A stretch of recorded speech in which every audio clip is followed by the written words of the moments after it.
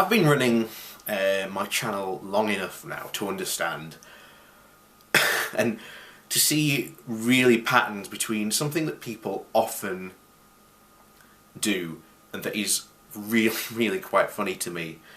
That is when people can't see their own bias. Now, I'm going to point out two examples. One from back when, well, it's still happening now, when I used to talk about conspiracy theories a lot, and the other, we're talking about these alternative medicine people now. Start with conspiracy theories. Only today, I have a video going through all the facts that have come out of the People's Voice, and why, essentially, going point by point, why it was David Icke's fault that the People's Voice failed. And yet every so often I get a David Icke fanboy come on and say how it wasn't David's fault, and that he shouldn't be blamed, and that he's right on all these things. What other things?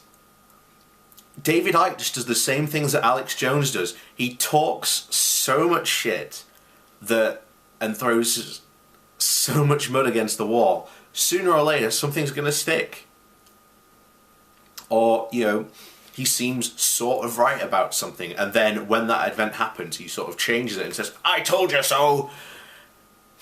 It doesn't make any sense. And, these, particularly with conspiracy theories, claim that they are so good at spotting propaganda and, bias in the media, and yet not a single one of them will ever, well, there are a few that will, but even then, they are biased to other countries, but that's another topic for another discussion, I think.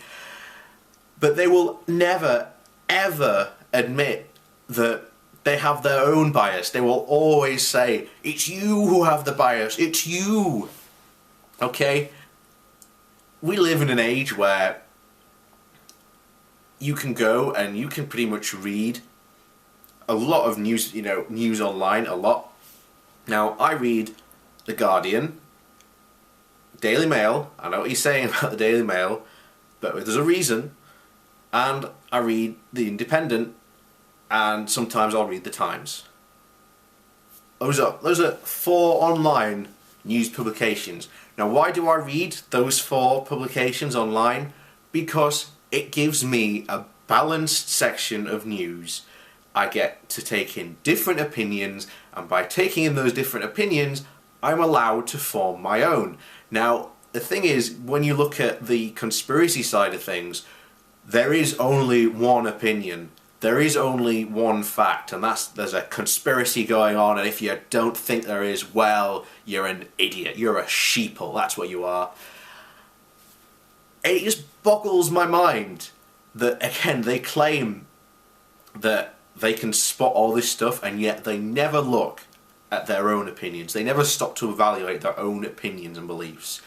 And then, again, let's go into anti-vax people. Recently, we've had a whole lot of trials and papers to come in that say the HTP vaccine has lowered the risk by about 64% of getting this cancer.